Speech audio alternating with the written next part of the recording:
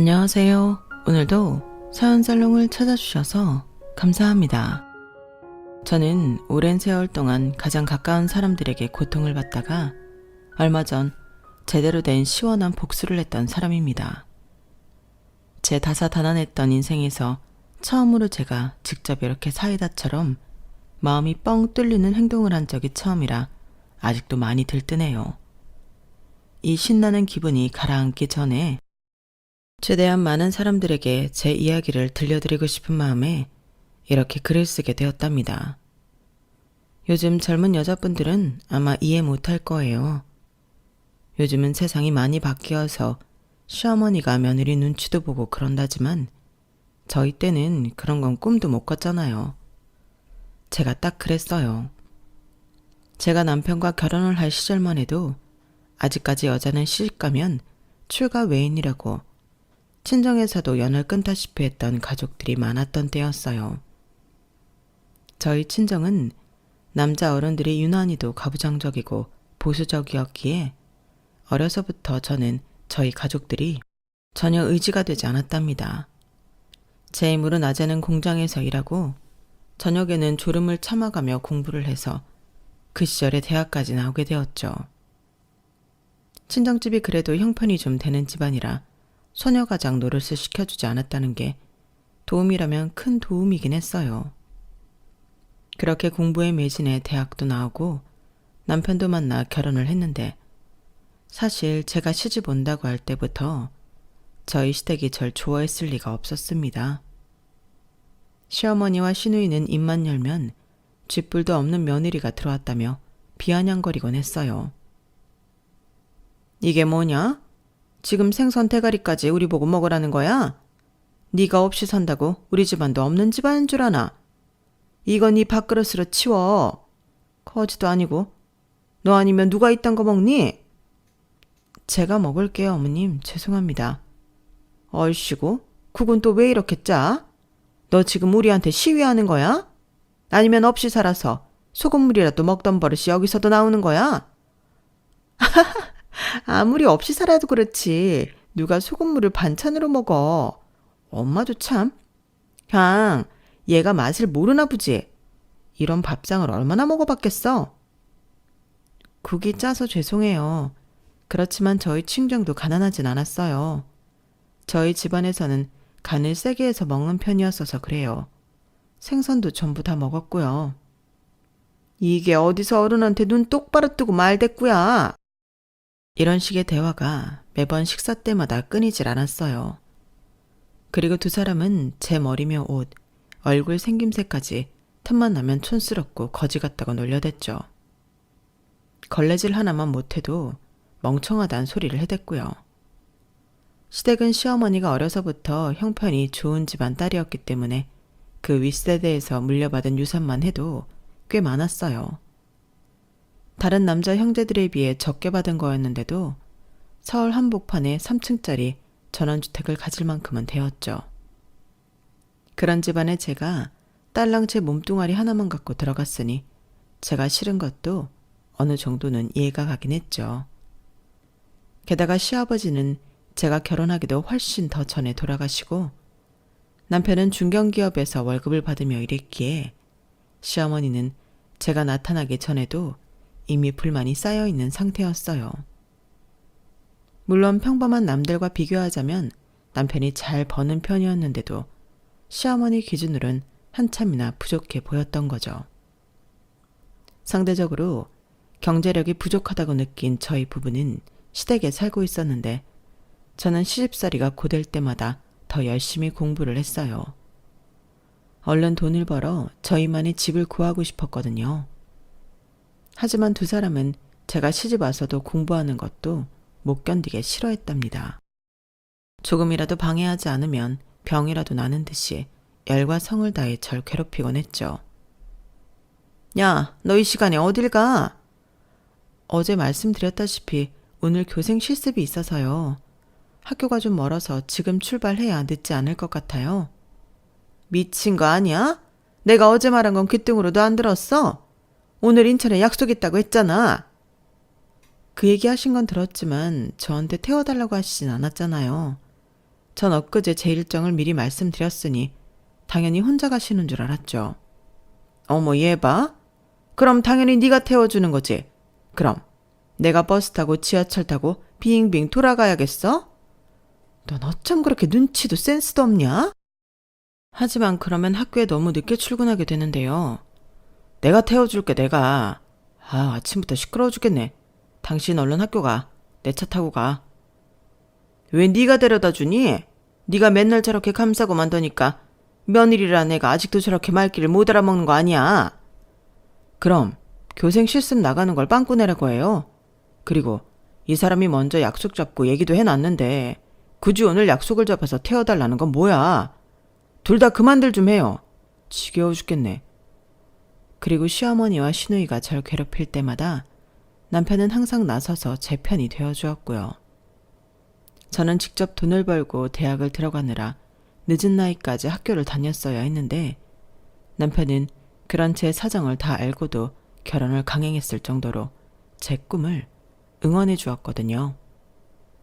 사실 처음 친구의 소개로 만났을 때부터 선생님이 되고 싶다는 꿈을 가진 저를 좋게 평가해서 연인 사이로까지 발전한 거였어요. 결혼 후에는 연애 때처럼 말을 살갑게 못하는 남편이었지만 그래도 늘 제 학업을 응원해주는 남편 덕분에 저는 결국 교감의 자리까지 오르게 되었으니 그 점은 항상 고맙게 생각하고 있었죠. 하지만 좋았던 남편과의 관계도 영원하지 못했는데요. 그 불행의 씨앗은 바로 결혼 후 5년이 넘어가도록 저희 사이에 아이가 없었다는 거였어요. 제가 교사가 된 이후 저희는 2번의 임신을 했고 2번의 유산을 겪었어요. 당시 저는 그렇게 좋아하던 교사 일에도 지장이 생길 정도로 큰 마음의 상처를 얻게 되었는데요. 산부인과를 찾아가 검진을 받아보았는데 병원에서는 남편도 저도 임신이 가능할 만큼 건강하지 않다는 진단을 내리더군요. 당시 저희가 시도할 수 있는 방법이 없진 않았지만 요즘처럼 불임에 대한 치료나 제도가 제대로 되어 있지는 않았기에 너무 비싸고 방법도 어려웠어요. 그리고 바로 그 부분에서 저희의 의견이 갈리게 되었죠. 일단 어떤 방법이라도 시도해 봐야 하는 거 아니야? 이렇게 아무것도 안 하고 어영부영 시간 보내다가 나이만 더 들잖아. 나도 곧 있으면 노산이야. 하루라도 젊을 때 시험관이라도 해보자니까. 미쳤어? 그렇게 맨날 병원 다니면서 우리 부부 불임이에요. 광고라도 하자는 거야? 그게 당신이 원하는 거야? 그런 말이 아니잖아. 대체 왜 그렇게 부정적으로만 생각하는 거야? 그렇게라도 아이를 가지고 싶다는 거잖아. 시험관이지 뭔지 그걸 시도하기만 하면 100% 임신이 되냐고. 이번에도 아이가 생겼다가 유산하면 그때까지 든 돈이랑 시간은 그대로 물거품 되는 거 아니야. 100% 성공한다고 장담할 수도 없는데 동네방네 우리 부부 애 못 가진다고 광고까지 해야 하냐고. 왜 그렇게 사람들 시선을 의식하는 거야? 지금 누가 이러쿵저러쿵 하는 게 중요해? 당신은 우리가 아이를 가지는 것보다 남의 시선이 더 중요하냐고. 내가 너무 신경 쓰는 게 아니라 당신이 너무 신경을 안 쓰는 거지. 어떻게 여자가 돼갖고 병원부터 다닐 생각을 해? 백날 첫날 산부인과 들락날락거리는 게 그게 안 창피하냐? 그만큼 간절하다는 거잖아. 여보, 난 정말 아이 가지고 싶다고. 그럼 건강관리를 잘하고 살았어야지. 동네 사람들 병원 들락거린다는 소리를 할 게 아니라. 이 문제로 저희는 약 2년 동안이나 언쟁을 벌였는데요. 결국 합의점을 찾지 못하고 임신을 위한 노력도 하지 못한 채 부부 사이는 영영 멀어지게 되었어요. 그렇다 보니 자연스럽게 저희가 신혼 때 함께 목표했던 것들은 전부 물거품처럼 사라지게 되었죠. 신혼집을 구해서 나가기로 한 것, 아이를 2명 가지기로 한 것, 아이가 10살이 넘으면 해외여행을 가기로 한 것 등등이 말이에요. 모든 희망이 사라지니 저에게 남는 건 전보다도 더 힘든 시댁살이 뿐이었어요. 엎친 데 덮친 격으로 시누이가 아이를 가지게 되면서 시어머니와 시누이는 더욱더 기세가 등등해졌죠. 야, 너 지금 당장 나가서 메론 좀 사와. 메론이요? 지금 이 시간에요? 지금 밤 12시가 넘었는데 어디 가서 메론을 구해요? 뭐? 어디 도매시장이라도 가서 사오라고. 얘는 진짜 뭐 하나 시키면 이렇게 말이 많니 말이. 그럼 애벤 내가 가서 구해오랴? 애도 못 낳는 쓸모없는 년이 말도 지지리도 안 듣네 하여간. 임산부가 구해달라면 구할 것이지. 너 차는 어디다 두고 말대꾸부터 하니? 당장 차 끌고 나가서 어딜 가든 메론을 구해오란 말이야. 신우이는 매번 이런 말도 안 되는 요구를 하면서 절 괴롭히곤 했어요. 시어머니는 그럴 때마다 옆에서 옳았구나 하고 맞장구를 쳐주었고요. 저렇게 닥달을 해서 결국 제가 신우이가 원하는 것을 구해왔더라도 거들떠도 보지 않았던 걸 보면 신우이는 그냥 저를 구박하는 것으로 임신 스트레스를 푸는 것 같았어요. 그리고 그때의 습관이 굳어져 출산을 한 이후에도 저는 신우이의 고된 육아를 다 대신 해주어야 했답니다. 똥기저귀를 가는 것부터 해서 아이를 재우고 울면 달래주고 나중에는 유치원과 학교를 데려다 주는 것까지 제가 도맡아서 했어요. 남편은 제가 잠도 못 자고 건강도 못 챙길 만큼 시댁 식구들한테 시달리는 걸 그저 나 몰라라 무시하기만 했네요. 집안에서 얼마나 구박이 심했는지 다른 선생님들과 다르게 아이들의 수학여행이나 수련회를 따라가는 등의 일정이 생기면 저는 자처에서 봉사를 떠났을 정도로 집에 들어가는 것이 싫었죠.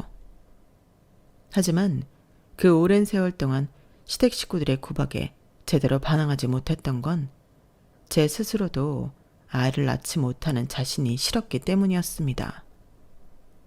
저는 늘 다정한 엄마가 되는 것을 꿈꿔왔는데 제 꿈을 짓밟은 건 다름 아닌 제 자신이었으니까요. 지금 돌이켜 생각해보면 이렇게 자존감이 낮아지고 스스로 자책하는 생각들만 가득해지게 된 건 시댁 식구들의 지속적인 가스라이팅 때문이었던 것 같아요. 제게 무능하고 여자 노릇 못하고 멍청하다는 얘기를 귀에 딱지가 생길 정도로 해댔으니까요. 연이은 유산과 남편과의 불화만 안 해도 자존감이 바닥으로 떨어지기에 충분한데 시어머니와 시누이는 불난 집에 기름을 붓듯 절 괴롭혔으니까요.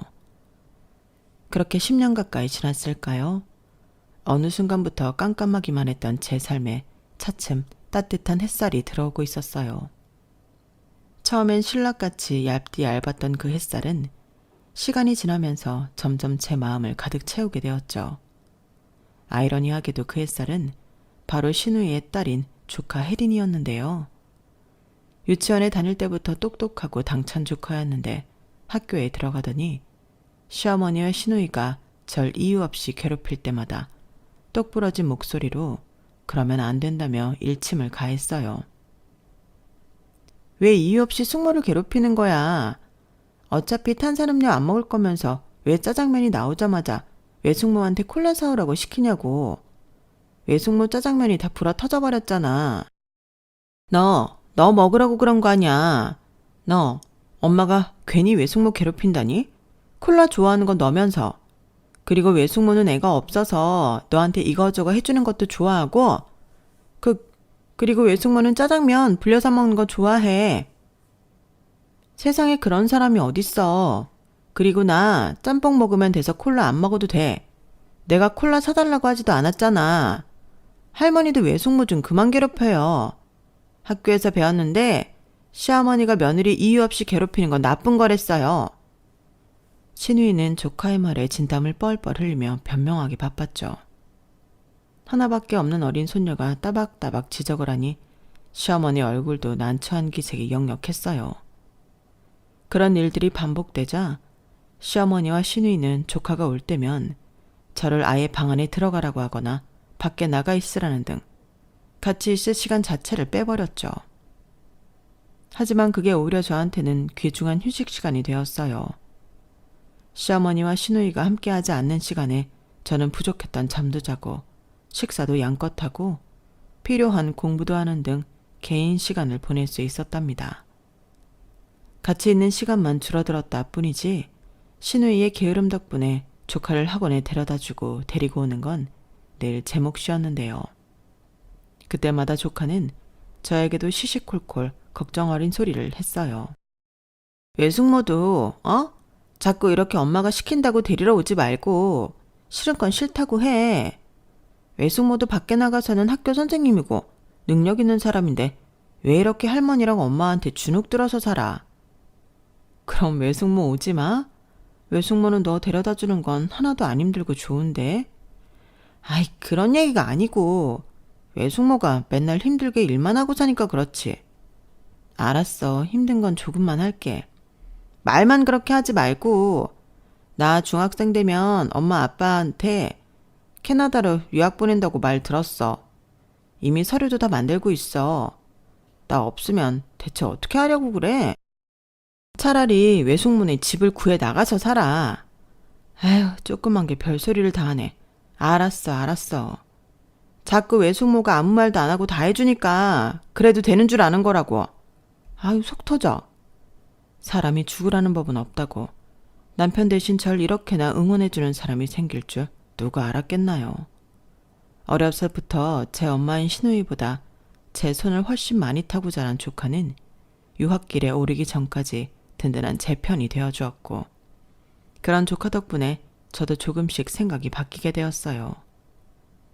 조카가 캐나다로 떠난 이후에는 대놓고 반항을 한 것까진 아니었지만 시어머니와 시누이의 신년 노릇을 하는 것보다는 제 일에 더 집중하기 위해 최대한 시간을 확보하기 시작했어요. 교사로서 들어야 하는 것 이상의 교육을 듣기도 하고 필요한 경우에는 시댁 식구들의 연락을 잠시 피하기도 했죠. 그것만으로도 숨 쉴 구멍이 생겼어요. 제가 조금씩 눈에서 멀어지자 시어머니랑 시누이도 어느 순간 그런 저에게 적응을 했는지 예전보다는 덜 괴롭히기도 했고요. 제가 나름의 반항을 하기 전에는 조카의 말처럼 제가 시댁 식구들이 뭔 말을 하던 고분고분 다 해주니 점점 더 심하게 대했던 거죠. 그렇게 저는 남편의 외면과 시댁의 괄시를 어느 정도 무시하는 법을 터득하고 제 삶을 작게라도 꾸려나가고 살았어요. 제 팔뚝만 하던 조카가 다 자라 대학교를 졸업하고 한국으로 돌아와 어엿한 직장인이 될 때까지요. 사회초년생인 조카에게 여러 선물을 사주었을 때는 그때까지 경제적으로 여유가 생길 만큼 열심히 살아온 제 자신이 뿌듯하기도 했어요. 물론 훌쩍 큰 조카가 몇 년 만에 한국에 왔을 때는 제가 키운 딸이 온 것처럼 눈물이 왈칵 쏟아졌죠. 조카도 보고 싶었다며 눈물을 글썽였고요. 남편과 시어머니 시누이가 똥 씹은 표정으로 절 쳐다보긴 했지만 그때만큼은 누구의 눈치도 보지 않고 조카와 안부를 나눴답니다. 그런데 오랜 외국 생활을 마치고 한국으로 돌아온 조카로 인해 저희 가족은 또 한 번 커다란 변화를 맞이하게 되었어요. 거의 10년 동안이나 한국에 없던 조카는 한 번씩 외할머니 집, 저에게는 시어머니 집으로 올 때마다 눈살을 찌푸린 것이었는데요. 예전처럼 조카 앞에서도 저한테 이래라 저래라 하며 심부름을 시키거나 일부러 골탕 먹이지는 않았지만 여전히 가족 모임에서 요리부터 설거지, 청소까지 모든 일을 도맡아 하는 건 저 혼자였기 때문이에요. 사실 저도 그런 생활에 익숙해진 데다가 이젠 아무도 못된 말을 걸지 않아서 편하다는 생각까지 했는데 조카가 보기엔 아니었나 봅니다. 누가 시키지 않아도 식사를 마치자마자 저와 함께 상을 치우기 시작해 시어머니와 시누이를 멈칫하게 만들더니 외숙모 설거지하게 냅두고 거실로 나오라는 시어머니의 말에 정면으로 반박한 거였어요. 전 외숙모 도와주고 싶은데요. 왜 당연하게 외숙모 혼자 설거지하고 나머지 가족들은 TV 앞에 널브러지는 거예요? 오늘 장 봐와서 요리하고 상 차린 것도 외숙모인데 상 치우고 설거지하는 것도 외숙모 혼자 하는 건 너무한 거 아니에요? 요즘 시대가 어떤 시대인데 어떻게 다들 숟가락 하나 치워주는 사람 없이 그냥 내버려두고 소파로 갈 수가 있어요. 원래 가족 모임 때는 그런 거다. 너희 외숙모도 우리 가족한테 받은 거 많아. 오늘은 이제 막 취직한 네가 주인공이니까 손에 물 묻히지 말고 와서 얘기 좀 나누자는 거다. 아유, 그래. 혜린이 너 좀 그만 따져라. 엄마도 아빠네 집 가면 일하잖아. 원래 다 그런 거야. 얼른 외할머니 말 좀 들어. 엄마가 무슨 일을 해? 할머니 집 가서도 죄다 근처에서 외식하거나 배달시켜 먹으면서. 얘는 엄마도 너희 할머니 말에는 내내 하잖아. 시끄럽고 그만 좀 거실로 가 앉아 좀. 싫어. 다들 너무 부당한 것 같아. 나라도 외숙모 도와줄래. 그래야 마음이 편하겠어. 엄마는 내가 나중에 시집가도 혼자서 7인분 요리 다 하고 치우고 설거지에 청소까지 하면 좋겠어? 할머니도 제가 그랬으면 좋겠어요? 조카의 허를 찌르는 질문에 결국 시어머니와 시누이는 또다시 아무 말도 못했어요.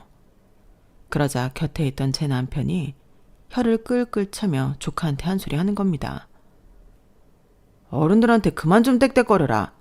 넌 무슨 여자애가 돼가지고 뭐 하나 그냥 넘어가는 법이 없냐? 너희 엄마 아빠가 너 그렇게 대바라지라고 뼈 빠지게 돈 벌어서 유학생활 시켜준 줄 알아?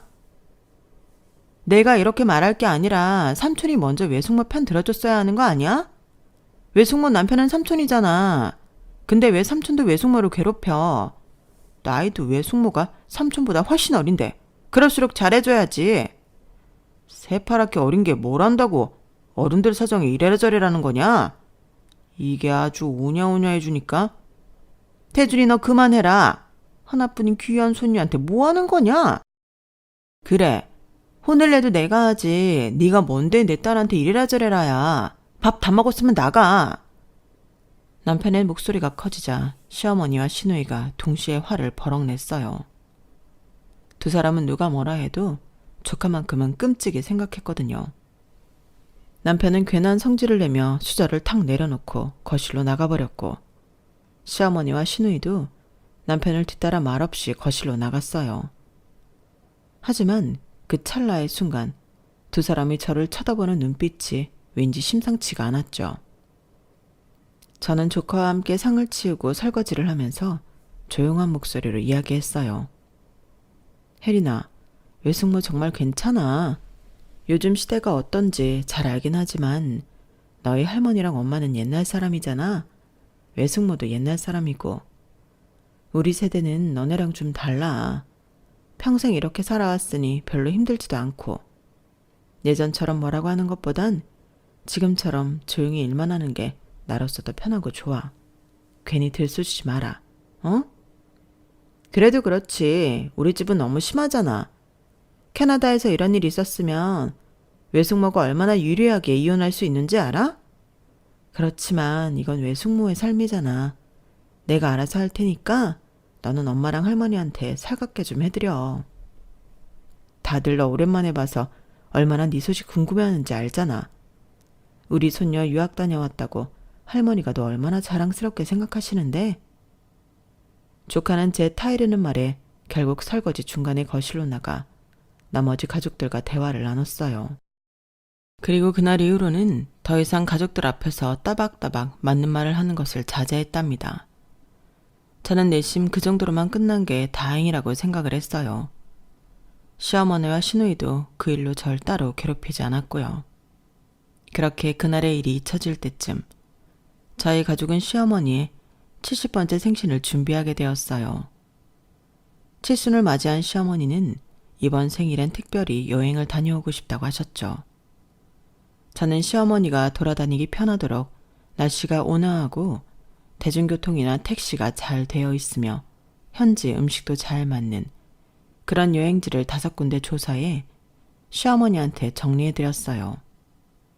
시어머니는 제가 알아온 걸 전부 검토한 다음 가장 가까운 일본을 선택했죠. 저는 당연히 여행과 관련한 모든 허드렛 일은 제가 하는 거라고 생각하고 시어머니한테 물어봤어요. 알겠어요, 어머님. 그럼 여기로 비행기표 예약할게요. 다들 금요일 저녁 괜찮으시죠? 아니, 비행기 예약은 하지 마. 엄마가 이번 여행은 비행기가 아닌 배로 가고 싶으시대. 배로요? 일본까지요? 그래, 배로 갈 거다.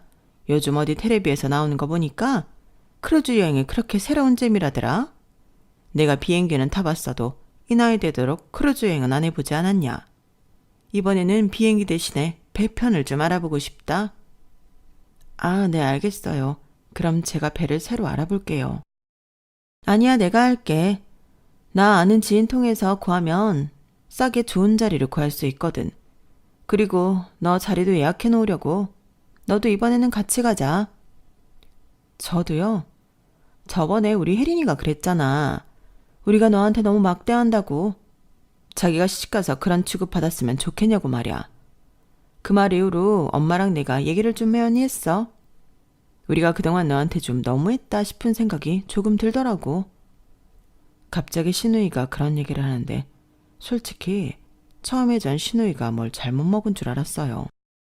장난을 치는 건가 싶어서 아무 말 없이 신우이의 얼굴을 뚫어져라 쳐다봤더니 신우이는 멋쩍은 표정으로 눈을 피하더군요.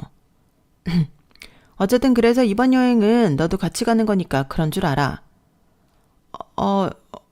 그럼 제가 호텔이랑 다른 곳들 전부 예약할게요. 그래. 좋은 곳으로 알아서 예약해놔. 어색한 얘기를 한 것도 모자라 웬일로 신우이가 알아서 크루즈표를 구하겠다고 나서길래 저는 진심인가 싶어서 조금 마음이 흔들렸어요. 집에 와서 여행에 필요한 나머지 것들을 준비할 때도 신우이의 말이 계속 떠오르면서 그 오랜 세월 동안 고생했던 게 이런 보답을 받는구나 싶어서 솔직히 눈물도 찔끔 났고요. 저는 최대한 시댁 식구들 취향과 사정에 맞춰 숙소, 음식점, 현지 교통편까지 전부 예약을 해두었어요. 그리고 시댁 식구들, 시어머니와 신우이와 남편에게도 이 모든 정보를 공유해줬어요. 저도 모르게 이번 여행은 조금 다를 거라는 기대를 가지면서요. 그렇게 시간이 흘러 여행이 하루 앞으로 다가오게 되었어요. 전날 저녁, 저는 분주하게 짐을 싸느라 잠도 거의 못 자다시피 했습니다. 시어머니와 신우이가 챙기기 싫다고 저한테 대신 챙기려고 한 것들이 너무 많아서 거의 이삿짐 싸듯이 준비를 해야 했거든요. 드라이기, 샴푸, 린스, 즉석밥, 김치, 후라이팬 등 가장 큰 사이즈의 캐리어에도 다 담기지 못해 캐리어를 하나 더 썼어야 했어요. 원래도 틈만 나면 외박을 하던 남편은 여행 전날까지도 외박을 하면서 자기 짐도 알아서 챙기고 오라고 했죠. 결국 저 혼자 4명분의 짐을 챙겨 아침 일찍 항구로 나가야 하는 것이었어요. 저는 혼자 낑낑대며 제 몸만한 캐리어 3개를 겨우 싣고 약속 시간인 아침 8시 10분 전에 항구에 도착했는데요. 10분 전이니 다들 곧 오겠거니 하고 기다리는데 30분이 지나고 1시간이 지나도 아무도 모습을 드러내지 않는 거예요. 연락도 되지 않았고요.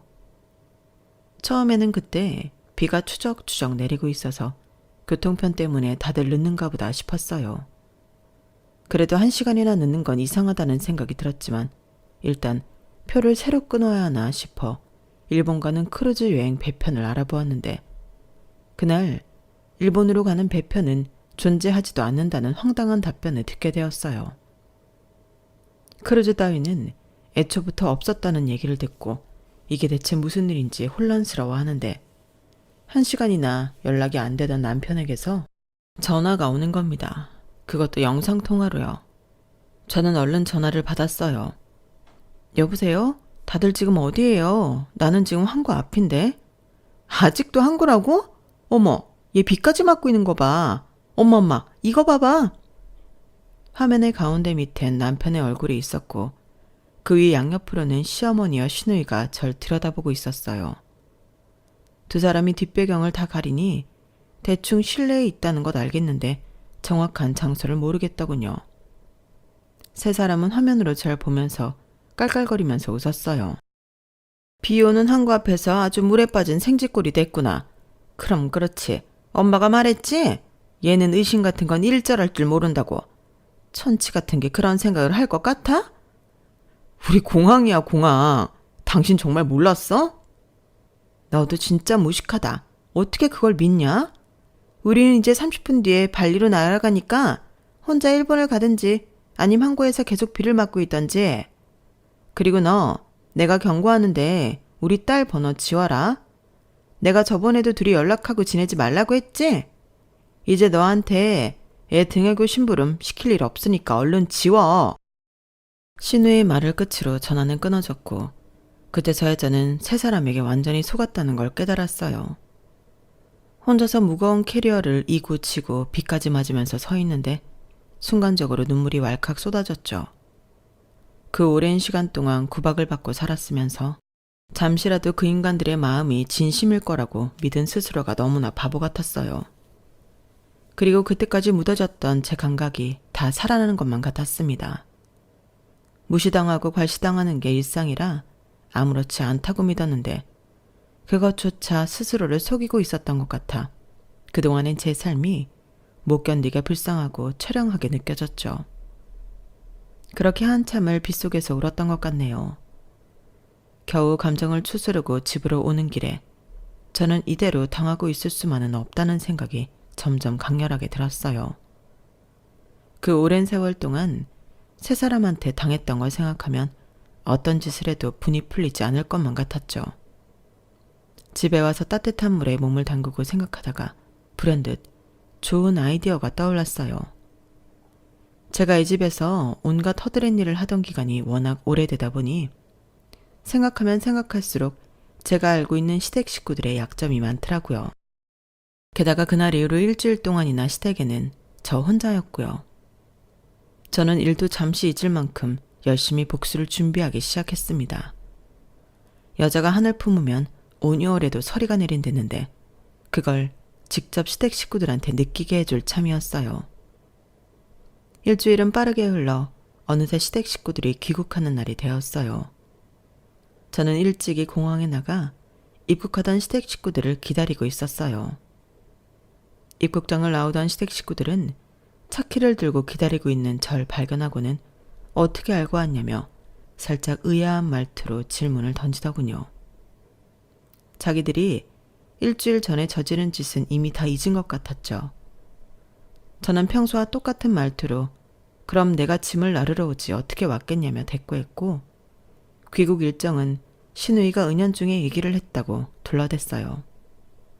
실제로는 신우이의 컴퓨터로 들어가 예약 내역을 확인해서 알아낸 것이었지만 신우이는 내가 그랬었나? 라고 의심 없이 그 말을 믿으면서 당연하다는 듯 저에게 짐을 맡겼어요. 저는 자연스럽게 세 사람의 짐을 건네받으면서 말했죠. 저번에 말씀드렸던 칠순잔치 그거 지금 바로 가셔야 돼요. 칠순잔치? 그게 오늘이라고? 오늘이 토요일이잖아요. 다른 가족들 시간 맞추려면 주말밖에 없어서 오늘로 잡았어요. 저번에 말씀드리긴 했었는데 아무리 그래도 그렇지 네가 이 늙은이를 죽이려는 거야? 어떻게 비행기 타자마자 바로 칠순잔치를 가라는 거야? 오늘이 아니면 다음 주를 미루거나 저번 주를 땡겼어야 했는데 어머님이 그건 싫으시다고 오케이 하셨어요. 내가 그랬던가? 뭐 아무렴 어때 엄마. 그냥 가자. 엄마 발리에서 산 그 원피스 그거 입자. 촌스럽게 한복 입지 말고. 너 한복 같은 거 준비 안 했지? 준비했는데 그냥 안 입는다고 다시 연락드릴게요. 사실 시어머니 역시 귀국 당일날 칠순잔치를 한다고 한 적은 없었어요. 그냥 제가 시어머니가 잔소리했을 법한 내용들로만 둘러대니 그랬나 보다 하는 거였죠. 저는 속으로 누가 누구 보고 천치라는 건지 모르겠어서 코웃음을 쳤네요. 어쨌든 전 세 사람을 싣고 예약된 장소로 갔습니다. 이름만 대면 누구나 아는 유명한 호텔의 라운지룸이었죠. 룸 안에는 제가 초대했던 친척들이 모두 와 있었고 시어머니는 중간에 갈아입은 화사한 옷을 입고 들어갔어요. 세월이 많이 지나 시어머니도 나이가 들어 예전만은 못했지만 그래도 그 집안에서 가장 체력, 즉 힘이 많은 사람은 시어머니였기에 시어머니는 여전히 포스 있게 자리에 앉으셨죠. 그때까지만 해도 그 자리에 있는 친척들은 시어머니의 칠순을 축하해주며 덕담도 선물도 건네드렸어요. 가족들끼리 서로 안부 인사를 마친 뒤 저는 미리 준비한 마이크를 켜고 룸 한가운데에 섰습니다. 모두들 의아한 반응이었고 누구보다도 시어머니와 시누이, 남편이 가장 놀란 얼굴이었죠. 저는 세 사람을 똑바로 쳐다보며 입을 열었어요. 어머님, 70번째 생신을 맞이하신 거 축하드려요. 지난 30년 가까이 어머님 밑에서 지내면서 제가 어머님께 얼마나 많은 것들을 배웠는지 몰라요. 늘 감사드리고 오래오래 사셨으면 좋겠어요. 그런 저의 마음을 담아 이번 칠순 생신 선물은 특별한 걸 준비했는데요. 그리고 제가 품에서 종이 한 장을 꺼내어 읽기 시작하자 곧바로 루마는 웅성거리는 소리로 가득 차기 시작했어요. 기억하시죠? 15년 전 제가 저희 부부의 신혼집을 마련하고 싶어서 분양받았던 아파트가 있었다는 걸요. 그때는 그런 아파트 청약 따위는 별거 아니라며 차라리 그걸 담보로 저희 형님 명의의 카페를 차리고 싶다고 해서 그대로 내주었었잖아요. 물론 더 이상 남편과 따로 살고 싶은 마음은 없어서 제가 내버려 두고 있었지만 그 아파트 값이 지금은 자그마치 28억이에요. 제 말을 들은 시어머니와 시누이, 남편의 얼굴이 창백해졌어요. 저는 시시각각으로 변하는 세 사람의 모습을 즐기기 시작했죠. 그 아파트 하나로 남편이 치킨집, 아이스크림 가게 망쳐놓고 형님이 카페 망쳐놓을 자금을 모두 마련하셨죠. 그러면서 잃은 돈이 부자인 어머님 기준으로 그렇게 큰 돈은 아니시죠. 그래서 담보를 철회하려고요. 이미 은행에 방문해 제 의사를 전부 밝힌 상황이고요. 아마 다음 주부터 많은 연락을 받게 되실 거예요. 깜짝 놀라셨죠? 제가 환하게 웃으며 서프라이즈를 외치자 시어머니는 테이블을 힘껏 내려치며 너 니년이 감히? 라며 호통을 치셨지만 더 이상 할 수 있는 말이 없었는지 애꿎은 테이블만 계속 내리치셨어요. 시누이는 믿을 수 없다는 얼굴이었고 남편 역시 비오듯 땀을 흘리기만 했죠. 사람들은 더욱더 웅성거리기 시작했어요. 그리고 전 마지막 쐐기를 박았습니다. 아참, 어머님 예전에 부모님께 물려받았다는 집도 형님이 어머님 몰래 대출 몇 건 받은 거 여전히 걸려있는 거 아시죠?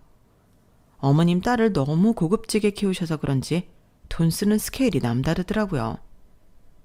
혜린이 유학자금이 어디서 그렇게 넘치게 나왔나 했더니 그게 다 어머님 집에서 나온 거였더라고요. 이건 알려준 제가 고맙죠. 오늘이 그냥 생신도 아니고 칠순이시니까 이건 보너스예요. 세상에, 어머님 이거 다 수습하시려면 여기 계신 가족분들께 손이라도 벌리셔야겠네요.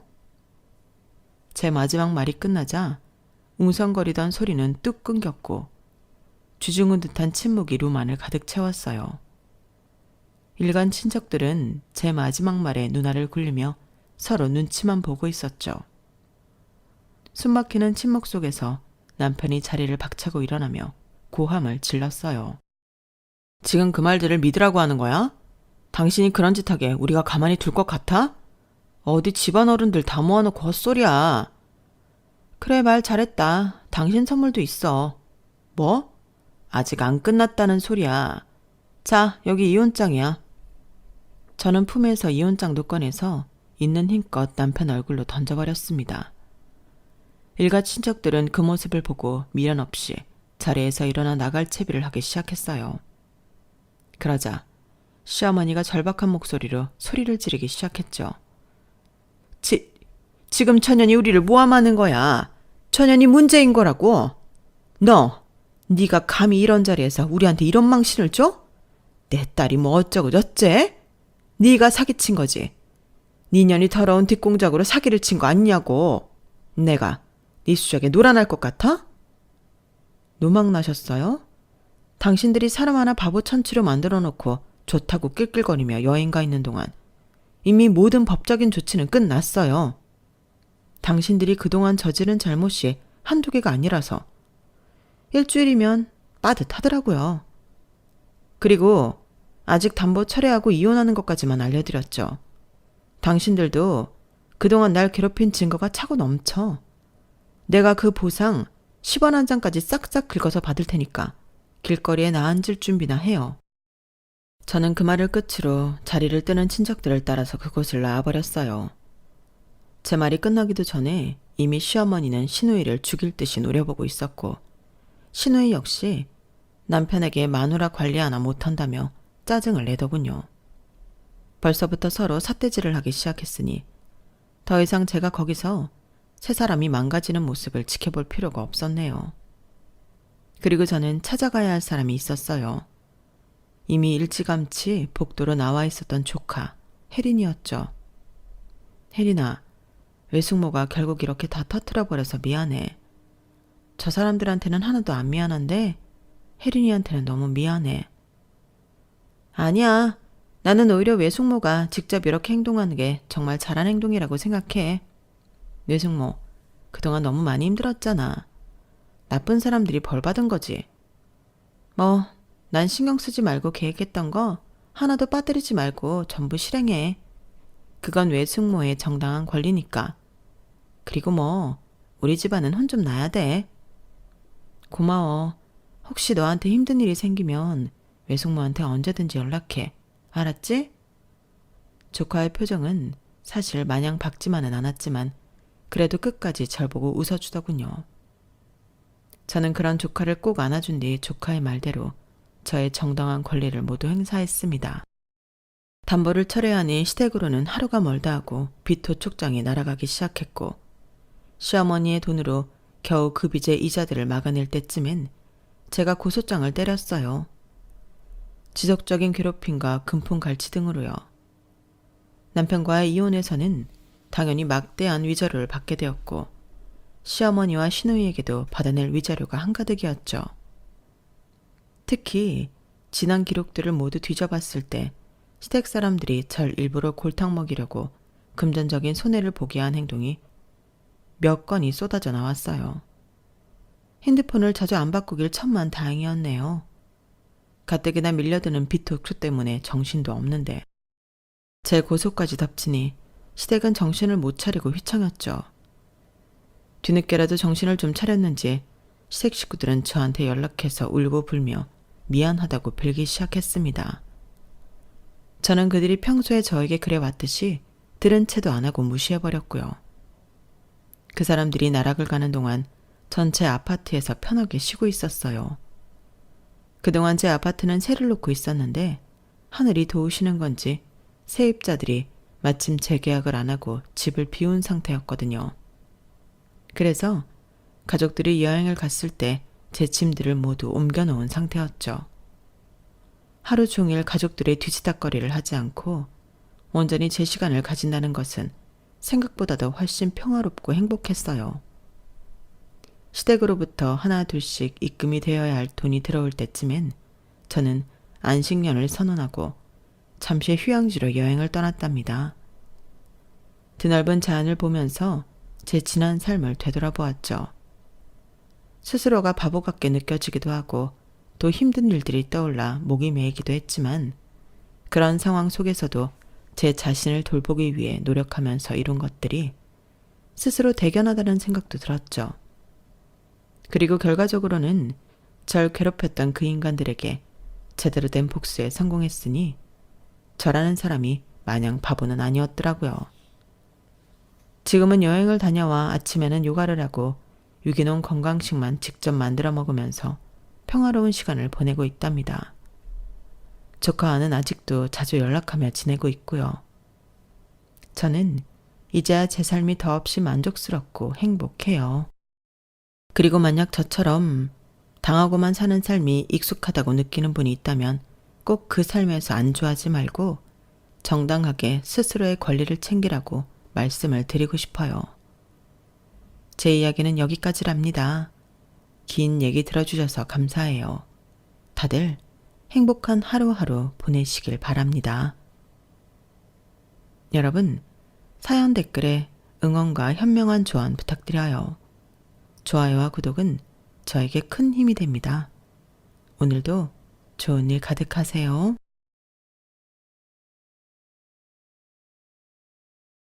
안녕하세요. 오늘도 서연살롱을 찾아주셔서 감사합니다. 늦은 나이에 결혼 한번 하려다가 인생 총칠 뻔한 여성이에요. 제 소개가 조금 과격한 면이 있긴 하지만 이건 절대 과장이 아니에요. 그래서 더 가슴이 아프지만요. 제 나이가 올해 36인데요. 요즘은 아무리 결혼의 때가 없다고 해도 제 나이 정도면 결혼하기에 늦은 나이인 건 맞아요. 그래서 나이에 쫓겨 결혼을 선택했다가 이런 꼴을 당했지 뭐예요. 그래도 위기를 벗어나 이렇게 멀쩡히 사연을 보낼 수 있는 건 의인의 도움 덕분이었어요. 그런데 재미있는 건 되게 의인이라고 하면 나한테 긍정적인 인물을 떠올리기 마련인데 저를 도와준 의인은 제게 적대적인 인물이었다는 사실이에요. 어제의 적이 오늘의 은인이 되다니 세상 일은 알다가도 모를 일인 것 같아요. 그러면 지금부터 제 인생을 송두리째 망쳐버릴 뻔했던 살벌한 파운 스토리를 전해드릴게요. 저는 5남 1녀 중 막내로 태어났어요.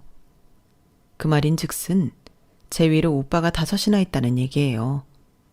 그래서 어릴 때는 동네에서 아무도 저를 건들지 못했어요. 저랑 말다툼이라도 했다가는 덩치 큰 오빠 5이 달려왔으니까요. 그 중에서도 막내 오빠는 꽤나 유난스러울 정도로 저를 과보호했어요. 제 보디가드라는 소리를 들을 정도로요. 저랑은 1살 차이밖에 안 나서 학교도 같이 다니고 방과 후에는 집에도 같이 오곤 했는데 하도 유난을 떨며 저를 데리고 다녀서 그런 별명을 갖게 되었어요. 심지어 대학까지도 같은 대학을 다니는 바람에 저는 대학 시절 동안 미팅 한번 못 해보고 동아리 활동은 꿈도 못 꾸고 살았어요. 그런데 웃기는 게 뭔지 아세요? 저는 그렇게 단속을 했으면서 정작 막내 오빠 자신은 소개팅도 하고 심지어 CC까지 됐다는 거예요. 여자친구랑 둘이 데이트를 하면 될 걸 꼭 중간에 저를 끼워서 데리고 다니는 바람에 제 입장이 얼마나 난처했는지 몰라요. 그런데 그 여자친구도 참 대단하더라고요. 이런 경우 대개 여자 쪽에서 뭐라고 하거나 혹은 여동생 문제로 싸우기 마련인데 오빠 여자친구는 단 한 번도 싫은 기색조차 없었어요. 뭐 결국엔 오빠보다는 저랑 더 친해져서 저희 오빠랑 헤어진 뒤에는 제 절친이 되었지 뭐예요. 올케가 이 방송을 듣고 있다면 놀라 까무라칠 일이지만요. 아무튼 저에 대한 오빠들의 과잉보호를 얘기하자면 며칠 밤을 새도 부족해요. 그런데 그때까지만 해도 저는 그런 이유에 대해 심각하게 생각해 본 적이 없어요. 그저 제가 우리 집에서 유일한 딸이기 때문에 오빠들이 그런다고 생각했을 뿐이에요. 그런데 세상에 원인 없는 결과는 없다고 오빠들이 저를 과잉보호했던 이유가 있더라고요. 그건 바로 온 가족이 똘똘 뭉쳐 숨겨왔던 저의 출생의 비밀 때문이었어요. 그리고 그 비밀은 생각지도 못한 순간에 탄로가 났어요. 제가 대학을 졸업을 앞두고 취업 준비를 하느라 한동안 주말에도 아침 일찍부터 도서관에 가서 공부를 했었는데요. 하루는 점심에 먹은 게 잘못됐는지 복통이 심해서 그냥 집으로 돌아오게 됐어요. 그런데 현관문을 열자마자 엄마 목소리가 들리더라고요. 뭐가 그리 화가 났는지 평소에 그런 적이 없었는데 악을 쓰며 소리를 질러댔어요. 거기에 셋째 오빠랑 넷째, 막내 오빠까지 가세해서 누군가 싸우는 것 같았어요. 놀라서 집 안으로 들어가 보니 저희 큰오빠 또래의 여자와 저희 엄마 연배의 중년 부인이 저희 엄마와 싸우고 있었어요. 제가 다가가 막내 오빠한테 무슨 일이냐고 물었더니 오빠가 저를 보자마자 놀라서는 밖으로 끌고 나가지 뭐예요. 이거 좀 놔봐. 도대체 무슨 일이야? 저 사람들은 누군데 우리 집에 와서 엄마랑 싸우는 거야? 아이씨, 넌 몰라도 돼. 그냥 이상한 여자들이야. 똑바로 말해봐. 누군데 우리 집에 와서 저러고 있냐고. 오빠는 알고 있지? 뭔데? 혹시 큰오빠 바람났어? 두 여자 중 젊은 여자가 큰오빠랑 엇비슷한 나이인 것 같아서 했던 말인데 제 말을 들은 막내 오빠가 어이가 없다는 표정으로 저를 쳐다보며 그러더군요. 기집애가 큰형을 뭘로 보고 암튼 쓸데없는 생각하지 말고 저 사람들한테 신경 끊어. 별일 아니니까. 막내 오빠는 끝까지 시치미를 떼면서 별일 아니라는 말만 반복했어요. 말은 그렇게 하면서도 저랑 그 사람들이 마주치지 못하도록 저를 집에도 못 들어가게 막고 있으면서 말이죠. 그날 저는 막내 오빠랑 동네 놀이터에서 한참을 앉아 있어야 했고 1시간쯤 지나서 넷째 오빠한테 온 전화를 받고서야 집으로 돌아갈 수 있었어요. 집에 가보니 엄마는 병이 났는지 침대에 누워 끙끙 앓고 계시더라고요. 자초지종은 모르겠지만 저희 집에 찾아왔던 여자분들과 관계된 일이 벌어진 게 확실했어요. 물론 저희 가족들 중 누구도 제게 이번 일에 대해 제대로 된 해명을 해주지 않았지만요. 그 설명을 들은 건 며칠 뒤 학교에서였어요. 공강이라서 빈 강의실에 앉아 있었는데 저희 과 동기가 다가와 밖에서 누가 저를 기다린다고 그러더라고요. 나가봤더니 주말에 저희 집에 찾아왔던 여자였어요. 두 사람 중 저희 큰오빠 또래의 여자요. 여자는 제 동기한테 저를 불러달라고 해놓고는 쉽게 입을 떼지 못했어요. 이렇게 뜸을 들이는 걸 보니 제가 알지 못하는 중대한 일이 있긴 한 것 같았어요. 그런데 힘겹게 입을 뗀 여자가 갑자기 제게 사과를 하더니 이러는 거예요. 미안해. 그때 나도 너무 어려서 널 키울 수가 없었어. 사귀던 남자친구랑 헤어진 데다 그 사람은 새 여자 만나서 결혼식 날짜까지 잡았다고 그러니 제정신이 아니더라고. 혹시라도 애 낳으면 돌아오지 않을까 했는데. 그 여자의 입에서는 제가 상상도 못했던 제 탄생 비화가 흘러나왔어요.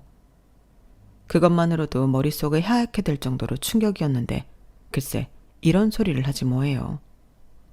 얼마 전에 네 아빠를 다시 만나게 됐는데 이혼하고 혼자라고 그러더라? 여자가 애를 못 낳아서 이혼을 했다나? 그래서 말인데 이제 와서 이런 말하기 엄치 없지만 엄마랑 같이 아빠 집에 들어가 살지 않을래? 듣자 하니 너 요즘 취업 준비라던데 네 아빠 딸로 살면 그런 걱정 안 해도 돼. 너희 아빠 엄청 부자야. 평생 돈 걱정 않고 살 수 있다고. 여자는 반쯤 정신이 나간 사람처럼 저를 붙잡으려고 쉼없이 짓거려댔어요. 마치 멀쩡한 사람을 물속으로 끌고 들어가려는 물귀신 같더라고요. 그 모습이 너무 무서울 정도로 소름이 끼쳤어요. 이러지 마세요. 당신이 나를 낳았든 말든 나랑 상관없어요. 날 버린 그 순간부터 당신은 내 엄마의 길 포기한 거니까요. 그렇게 돈이 좋으면 당신이나 가서 그 사람이랑 살아요. 난 그럴 생각 추워도 없으니까. 인경아, 엄마 좀 살려줘. 네가 있어야지 내가 네 아빠랑 살 수 있어. 네가 날 엄마 취급 안 해줘도 돼. 그냥 호적에만 올라가자. 그러면 네가 원하는 거 다 가질 수 있고 지금보다 훨씬 대접받으면서 살 수 있어. 너 키워준 사람들이랑 지금처럼 만나도 돼. 뭐라고 안 할게. 그러니까 제발 엄마 좀 도와주라. 어? 네가 빌라고 하면 내가 무릎 꿇고 빌게. 네가 하라는 건 뭐든 할 테니까 제발 나 좀 살려줘. 비굴하게 자신이 낳은 딸한테 무릎까지 꿇겠다는 친모를 보니 불쌍하다는 생각보다는 화가 났어요. 결국엔 내가 그리워 찾아온 게 아니라 나로 인해 얻을 수 있는 부와 권력이 필요했던 거니까요. 돈이 사람을 얼마나 망가뜨릴 수 있는 건지 내 친모라는 사람을 보고 확실히 알았어요. 당신이 왜 내 엄마예요? 세상에 어떤 엄마가 자기 딸을 돈 때문에 버리고 돈 때문에 다시 찾으러 와요. 그게 무슨 엄마야. 당신한테 나는 그저 긁지 않은 복권일 뿐인 거잖아요. 그런데요, 그쪽한테는 더 이상 나에 대한 소유권이 없어요. 왠지 알아요? 당신은 이미 나를 버렸고 나는 더는 당신한테 휘둘리지 않아도 되는 성인이 됐기 때문이에요. 그러니까 헛된 꿈 버리고 내 앞에서 꺼져주세요. 안 그러면 경찰에 신고할 테니까. 다시는 날 찾지 말라고요. 돈에 눈이 먼 친모는 그 후로도 몇 번이나 학교로 저를 찾아왔어요. 그러다 막내 오빠한테 딱 걸리고 말았죠. 오빠는 마치 주인을 지키려는 진돗개처럼 맹렬히 달려들었고 겁을 먹은 친모는 도망치듯 떠났어요. 그런데도 오빠는 분이 덜 풀렸는지 씩씩대며 한 번만 더 찾아오면 경찰에 신고하겠다고 으르렁댔어요. 오빠는 다음에 또 저 여자가 찾아오면 자기한테 전화하라고 그러더군요. 알았어. 대신 오빠도 나한테 말해줘. 내가 어떻게 우리 집에 오게 됐는지 말이야. 그날 저는 그동안 아무한테도 듣지 못했던 얘기를 막내 오빠를 통해 들었어요. 물론 오빠는 너무 어려서 기억도 못하는 일이었지만요. 나도 중학교 2학년 때 둘째 형한테 들어서 알게 됐어. 그 전까지는 네가 내 친동생인 줄 알았거든. 물론 지금도 그 마음엔 변함이 없어. 나뿐만 아니라 형들도 그렇고. 막내 오빠 말로는 제가 우리 집에 오게 된 건 막내 오빠가 첫 돌이 지나고 얼마 안 돼서였대요. 당시 저희 큰오빠가 고3이었는데 밤에 책상에 앉아 공부를 하는데 밖에서 아기 울음소리가 들리더라는 거예요. 처음엔 당시 돌쟁이던 막내 오빠가 우는 소린 줄 알았는데 엄마가 막내 오빠를 안고 방으로 들어오시는 걸 보고는 그게 아니라는 걸 알게 된 거예요. 그래서 소리가 나는 대문 밖으로 나가봤더니 제가 라면 박스 안에서 울고 있더래요. 한겨울은 아니었지만 그래도 늦가을이라서 방 공기가 꽤 쌀쌀했던 터라 부모님은 얼른 안으로 데리고 오라고 소리치셨고 그렇게 저는 부모님 손에서 자라게 된 거예요. 박스 안에는 제가 누구인지 알만한 건 아무것도 없어서 제가 우리 집에 오게 된 날을 생일로 정했다고 했어요. 자기 손으로 저를 주워서 그랬는지 몰라도 큰오빠는 아직도 저를 자기 딸처럼 생각해요. 가끔은 부모님보다 더 부모처럼 느껴질 정도로요. 물론 나머지 오빠들도 저를 끔찍이 생각하지만요. 우리 집 오빠들이 저한테 유독 과잉보호를 하는 건 아마도 제가 가여워서 그럴 거예요. 원래 심성이 착한 사람들이기도 하고 무엇보다 이런 식으로 버려진 아이는 두 눈으로 목격해서 충격이 컸던 탓도 있을 테고요. 덕분에 저는 자라면서 단 한 번도 내가 우리 부모님의 친자식이 아니라는 생각을 해본 적이 없었어요. 부모님과 다섯 오빠들의 사랑이 넘치면 넘쳤지 절대 부족하다고 생각한 적도 없었고요. 어떤 면에서 보면 저는 지금 부모님을 만난 게 제 인생 최고의 행운이 아닌가 생각해요. 그래서 친모가 나타났을 때 더군다나 제 친부가 엄청난 부자라는 얘기를 들었음에도 불구하고 손톱만큼도 마음이 흔들리지 않을 수 있었어요. 지금까지 살아왔던 것처럼 앞으로도 저는 우리 부모님의 딸이고 우리 오빠들의 여동생일 거예요. 그래서 막내 오빠한테 이번 일은 부모님은 물론 다른 오빠들한테도 비밀로 해달라고 했어요. 다음에 또다시 친모가 나를 찾아오면 그땐 내 손으로 경찰에 신고하겠다고요.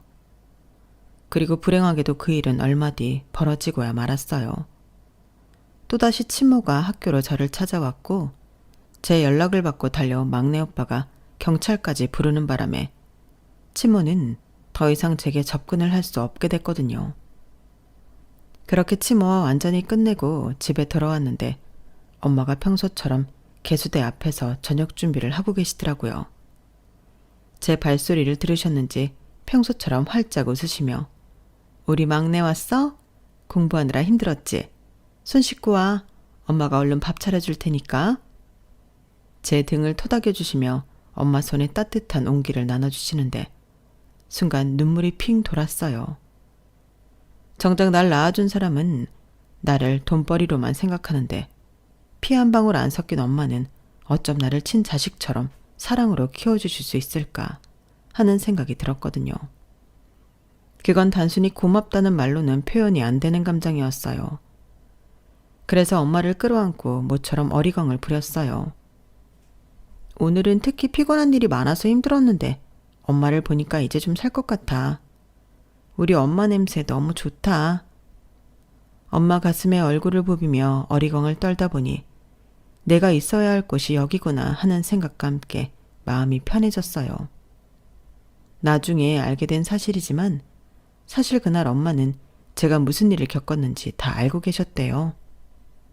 막내 오빠가 이미 부모님께 전화해 그날 벌어진 일을 얘기를 했다더라고요. 그런데도 제가 마음 쓸까봐 일부러 내색도 않으시고 저를 품에 안아주셨던 거예요. 이렇게 멋진 부모님 덕분에 저는 구김살 없이 자랄 수 있었고 그런 점에서 지금까지도 부모님께 감사드리고 있어요. 그런데 의도치 않은 한 가지 단점도 있었어요. 가족들한테 사랑을 듬뿍 받으며 부족함 없이 행복해서 그랬는지 주변 친구들이 다들 결혼을 하는데도 이상하게 저는 결혼 생각이 안 든다는 거예요.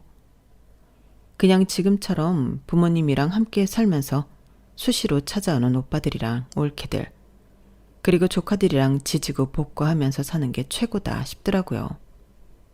물론 저를 제외한 모든 가족들은 결혼도 않고 부모님한테 꼭 붙어 사는 저 때문에 걱정이 이만저만이 아니었지만요. 30대 초반까지만 해도 요즘은 결혼을 늦게 하는 추세니까 그러려니 하셨는데 32이 지나고 33까지 지나고 나니 그때부터는 다들 발등에 불 떨어진 사람들처럼 사군데에 제 자리를 부탁하셨어요. 처음에는 부모님만 그러셨는데 부모님이 받아다 주신 선자리가 다 꽝이 나자 나중에는 올케들까지 나서서 사돈의 팔촌까지 연락해서 제 맞선 상대를 알아보셨어요. 하지만 인연이 아니었는지 최소 10명 이상은 만나봤음에도 이렇다 할 성과는 없었어요. 제가 마음에 들면 상대 쪽에서 저를 탐탁치 않아 했고 상대 쪽에서 내가 마음에 든다고 했을 때는 내가 마음에 안 들었거든요. 이 정도면 저 위에서 마치 나를 결혼시키지 않으려고 손을 쓰고 있는 게 아닌가 싶을 정도였어요. 상황이 이런데도 애가 달린 건 부모님과 가족들이었는지 저는 천하태평이었어요.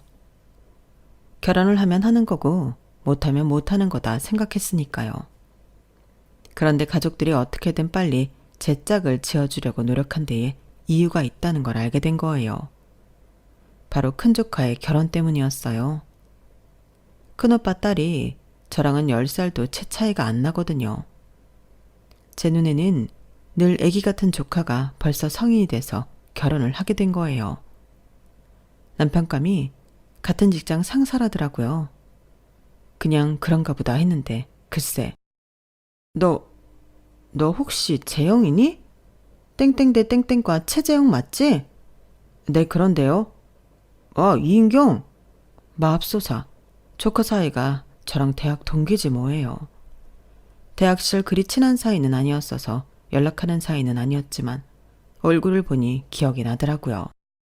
결혼 전에 처가 식구들한테 인사를 받던 조카 사이는 생각지 못한 동기를 처고모로 만나게 되자 꽤나 놀라는 눈치였어요. 하지만 저희 엄마가 놀란 거에 비하면 아무것도 아니었어요. 손주사위 앞에서 힐끔힐끔 제 눈치를 살피던 엄마는 다들 돌아가고 나자 기다렸다는 듯이 제 방으로 들어오셨어요. 말로는 그냥 들어와 봤다고 하시는데 누가 봐도 할 말이 있는 모습이었어요. 한참을 엉뚱한 얘기를 하시다가 자리에서 일어난 엄마는 입술을 달차기시더니 그러시더라고요. 인경아, 너 괜찮은 거지?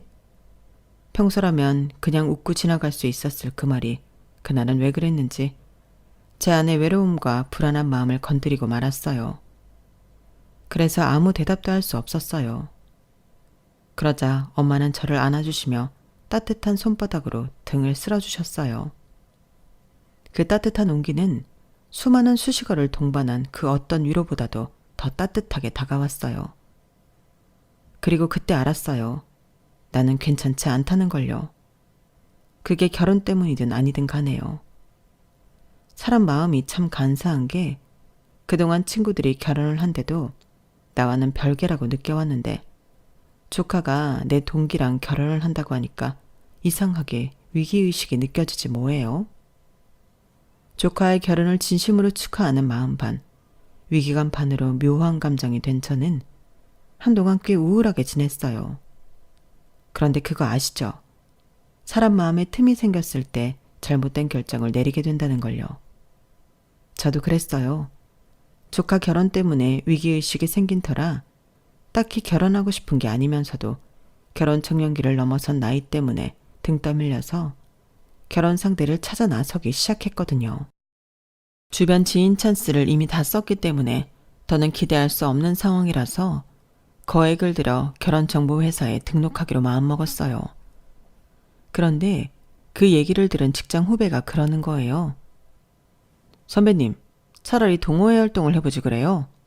거기서 활동하면서 결혼 상대 탐색도 하고 여럿이서 같이 술자리도 하면서 상대 술버릇도 확인하는 게 훨씬 낫지 않을까요? 제가 아는 언니도 동호회에서 만난 사람이랑 결혼해서 잘 살고 있거든요. 취미도 비슷해서 결혼 후에도 같이 취미생활을 하니까 완전 좋대요. 그 말을 들어보니 일리가 있더라고요. 돈 주고 상대를 구하는 결혼정보회사는 조건에 맞는 사람을 잘 골라줄지 몰라도 마음이 맞는 사람을 골라주는 건 아니니까요.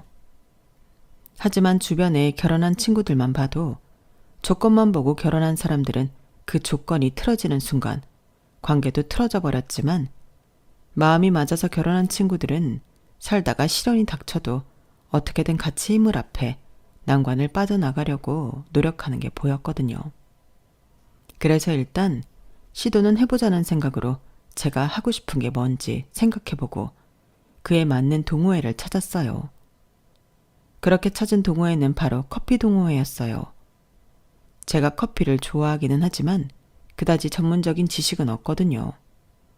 물론 책을 찾아보거나 바리스타 수업을 통해 알아볼 수는 있겠지만 그렇다고 전문적으로 배우고 싶은 정도는 아니라서 조금만 알고 마실 수 있는 정도만 되면 좋겠다는 생각에 고르게 된 동호회였죠. 그런데 막상 모임에 참가해보니 저와 같은 초짜는 거의 없고 대부분이 전문가 수준이더라고요. 이거 잘못 들어왔구나 생각했는데 그때 먼저 말을 걸어준 사람이 있었어요. 이미 눈치채셨겠지만 이 사람이 이후 저와 결혼까지 갈 뻔했던 바로 그 문제적 남자랍니다. 편의상 얘랑이라고 칭할게요. 얘랑은 나이도 저랑 엇비슷하고 대화도 잘 통해서 처음 만난 사이인데도 몇 년 만난 친구처럼 편했어요. 동호회를 탈퇴할까 고민했었는데 얘랑과 대화를 해보고는 좋은 친구가 생긴 것 같아서 일단 탈퇴는 보류하기로 했어요. 동호회 활동을 시작한 이후로 주말은 거의 커피에 빠져 살게 되었어요. 회원들 중에는 지방에서 카페를 운영하는 분들이 몇몇 있는데 주말에 회원들과 함께 그분들이 운영하는 카페에 방문해 로스팅 과정도 보고 새로 원두 시음도 해보고 했거든요. 문제는 이런 카페들이 서울이 아닌 지방에 있어서 매번 회원들끼리 3, 4, 5 모여서 한 차로 오고 가고 해야 했는데 이상하게도 제가 탄 차에는 저와 얘랑 외에는 아무도 타지 않더라고요. 대충 눈치로 우리가 나이가 많아서 어린 회원들이 우리를 불편하게 생각하는가 보다 했는데 나중에 알고 보니 그게 아니었더라고요. 남편이 저한테 대하는 것과 다른 회원들한테 대하는 게 너무 달랐던 탓이었어요. 한마디로 자신이 눈독 들이고 있는 먹잇감한테는 세상 좋은 사람처럼 행동했지만 그 외의 사람들한테는 세상 까칠하게 대했던 거예요. 그러니 얘랑 차를 함께 타고 가겠다고 하는 회원이 저 빼고 하나도 없던 거예요. 그런 사실을 몰랐던 저는 장거리 드라이브를 하는 기분으로 얘랑과 신나게 수다를 떨면서 데이트 아닌 데이트를 하곤 했어요. 그렇게 3개월이 흐른 시점에는 서로에 대해 모르는 게 없을 정도로 가까워졌고 둘 다 홍기를 넘긴 나이였기 때문에 자연스레 결혼 얘기가 빠질 수 없었어요. 그렇다고 딱히 사귀는 사이도 아니었지만 서로 탐색을 하듯 일부러 결혼 관련 얘기를 많이 했던 것 같아요. 가령 결혼하면 분가를 하느냐, 시부모님을 모시고 사느냐에 대해 얘기를 나누기도 하고 돈관리는 누가 하는지에 대해서도 얘기를 나눴어요. 콕 집어서 그런 얘기만 한 건 아니고 겸사겸사 애들러가며 한 거라서 서로 간에 큰 부담은 없었어요. 중요한 건 많은 부분의 생각이 일치했다는 거였죠. 사귀기 전부터 서로에 대한 걸 많은 부분 탐색한 덕분에 사귀기 시작하면서 바로 결혼 얘기까지 나오게 됐어요. 결혼을 목적으로 동호회에 들어간 건 맞지만 막상 결혼 얘기가 나오고 나니까 걱정이 되는 거예요. 제가 몰랐으면 모를까 저희 부모님이 친부모님이 아니라는 걸 아는 이상 그걸 숨기고 결혼을 진행할 수는 없었거든요. 왜 TV나 인터넷 기사에도 출생의 비밀을 숨기고 결혼했다가 나중에 이혼까지 이어지는 일들이 있잖아요. 저도 그게 걱정이 되더라고요. 애초에 결혼을 안 하면 모를까 했다가 그런 이유로 이혼을 하게 되면 부모님께도 죄송한 일이니까요. 그래서 얘랑한테 사실대로 말을 했어요. 그랬더니 조용히 저한테 다가오더니 저를 안아주더라고요. 마치 저희 엄마가 제게 그랬던 것처럼 말이죠. 순간 뭉클한 게 기분이 묘했어요. 살면서 가족이 아닌 다른 사람한테 위로를 받게 될 줄 몰랐기 때문에 그랬나 봐요. 내가 사랑하는 사람은 내 앞에 있는 이인경이라는 사람이야. 그 사람을 둘러싼 환경이 아니라고.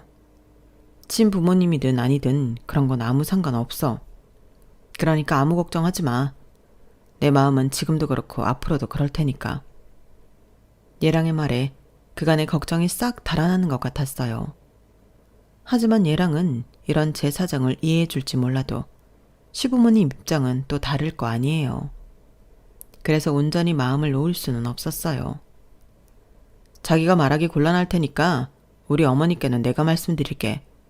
모르긴 해도 아마 우리 어머니도 별로 신경 쓰지 않으실 거야. 인경이 널 보면 아, 얘가 내 며느리구나 하실 테니까. 얘랑 말대로 일단은 얘랑이 먼저 어머님께 말씀을 드리고 이후 제가 예비시댁에 인사드리러 갈 때 다시 한번 말씀드리기로 했어요. 그날 밤 집에 돌아가 부모님께 결혼할 사람이 있다는 말씀을 드렸더니 부모님께서는 쌍수 들고 환영하시더라고요. 그날 밤 엄마는 오빠들한테 일일이 전화를 돌려가며 제 결혼 소식을 전했어요. 그리고는 오빠들이 너나 할 거 없이 제게 전화를 걸어댔죠. 노처녀 여동생이 결혼 한번 해보겠다는데 이놈의 오빠들은 축하 인사 해주는 사람 없이 다들 얘랑에 대한 의심의 눈초리만 보였어요. 솔직히 예상을 했던 결과라서 놀랍지는 않았어요. 제게 남자친구가 생길 때마다 오빠들은 늘 이런 식이었거든요. 멀쩡한 남의 집 아들을 마치 잠재적 사기꾼 또는 망나니로 취급하며 색안경부터 끼고 보곤 했으니까요. 이번에도 별반 다르지 않았어요. 뭐 하는 놈이냐? 학교는 어디 나왔냐? 주변에 친구들은 많냐? 여자 문제는 깨끗한 놈이냐? 등등 형사 취조하듯 하는데 이래서야 결혼식장에 들어갈 수나 있을까 싶더라고요. 결과적으로는 나중엔 이런 극성맞은 오빠들 덕을 톡톡히 봤지만요. 여자 쪽에선 남자 형제들이 극성인 것처럼 남자 집에선 여자 형제들이 또 한극성하잖아요. 저희 예비시댁도 그랬어요. 그런데 저희 집과 조금 다른 게 있다면 참견을 많이 하는 극성이 아니라 철저히 무시하는 무관심이 문제였어요. 의외로 어머님은 얘랑 말대로 저를 무척 반겨주셨는데 신우이는 싸늘한 표정으로 저를 완전 무시하는 투더라고요. 마치 저랑은 상종도 하기 싫은 사람처럼 말이죠.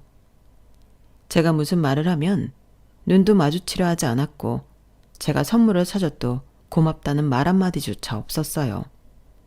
한마디로 싸가지가 바가지더라고요. 그와는 반대로 어머님은 제게 무척이나 호의적인 분이셨어요. 1년 전 남편과 사별하고 현재 관연한 아들, 딸과 함께 살고 계시는 어머님은 뒤늦게 시작한 부동산 투자로 아버님이 살아계실 때보다 더 엄청난 부를 누리고 계세요.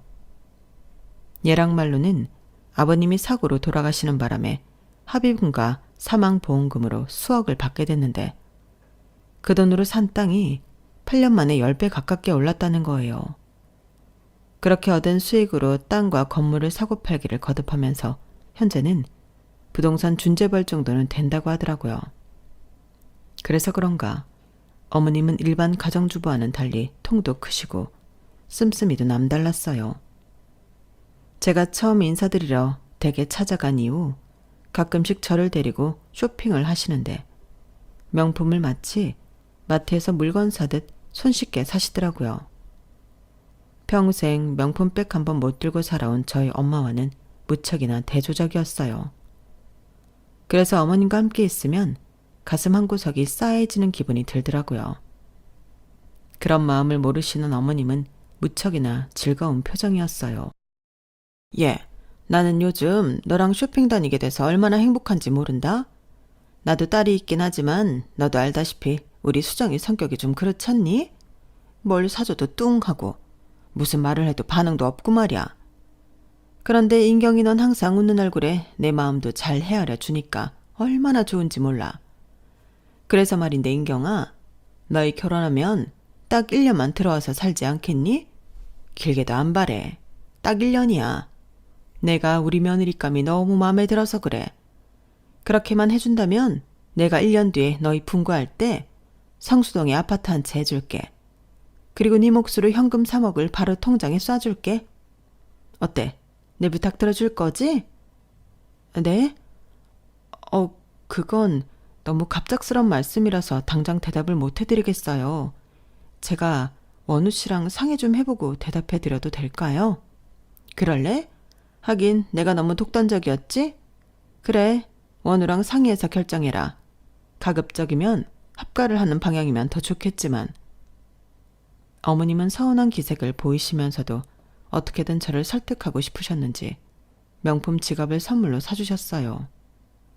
그걸 받으면 어머님 부탁을 뿌리치기 힘들어질 것 같아서 한사코 거절했지만 어머님은 끝내 제 손에 지갑을 쥐어주셨어요. 왜? 뇌물인 것 같아서 받기 그래? 너 거절 못하게 하려고 주는 것 같아? 얘도 참. 그런 거 아니야. 요 근래 인경이 네 덕분에 내가 즐거운 시간을 보낸 게 고마워서 주는 거야. 그러니까 더는 사양하지 마. 그럼 나 상처받는다? 결국 어머님이 주시는 명품 지갑을 받아들고 집으로 왔어요. 그리고 다음 날 얘랑을 만나 합가에 대한 얘기를 나누게 되었죠. 얘랑은 제가 싫다면 굳이 합가를 하지 않아도 된다고 하면서도 은근슬쩍 제가 합가하기를 바라는 듯 했어요. 우리 어머니가 인경이 널 무척 마음에 들어 하시나 보다. 집에 손님 들이는 것도 싫어하시고 이모가 와도 자고 가라는 말 한 번 없는 분인데 너랑은 같이 살고 싶다고 하시니 말이야. 물론 네 마음이 불편하다면 안 될 일이겠지만. 말로는 내 마음대로 하라고 하지만 결론은 어머님 뜻에 따르자는 것 같았어요. 생각해보면 딱 1년 함께 살고 아파트에 현금 3억이 생기는 건데 안 하는 게 바보 아닌가 싶더라고요.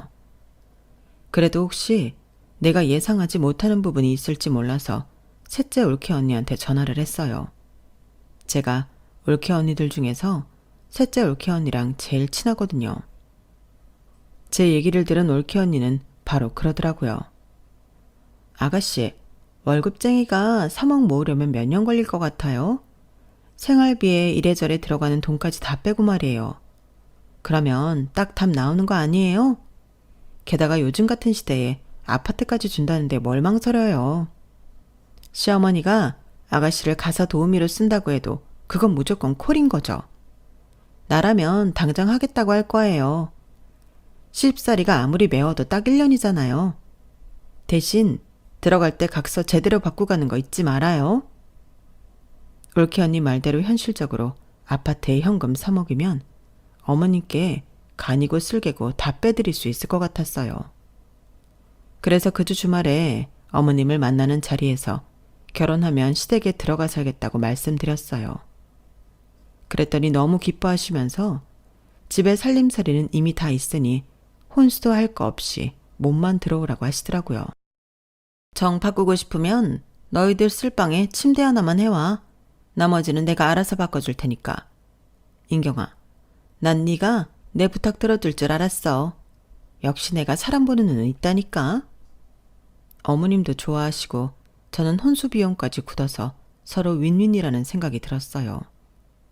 이미 결혼해서 유치원생 아이를 키우는 친구들도 제 이야기를 듣고는 부러워 죽으려고 하더라고요. 그래서 더 어깨에 힘이 들어가고 방심했는지도 모르겠어요. 그런데 며칠 뒤 모르는 번호로 전화가 온 거예요. 평소 같으면 모르는 번호는 안 받고 차단을 하고 나는데 이상하게 그날따라 생각 없이 받게 되는데 글쎄 예비 신우이더라고요. 평소에 저한테 말도 안 걸던 사람이 웬일로 전화를 했나 싶었는데 예비 신우이가 다짜고짜 이러지 뭐예요. 언니, 우리 오빠랑 절대 결혼하면 안 돼. 우리 오빠 위험한 사람이야. 우리 엄마도 믿으면 안 돼. 안 믿기겠지만 내 말 믿어야 돼. 예비 신우이는 다급한 목소리로 그 말만 하고는 전화를 끊어버렸어요.